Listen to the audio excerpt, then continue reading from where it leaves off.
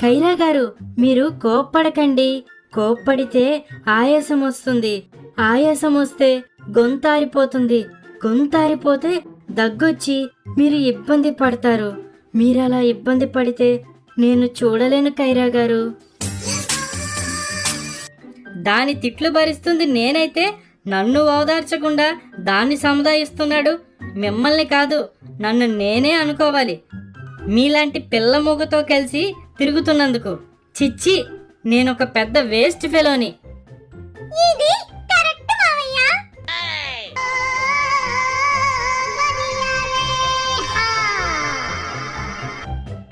అబ్బా, ముందు దాంట్లో చిప్పు పెట్టి ఆ రోబోట్ ని ఆన్ చెయ్యమ్మా.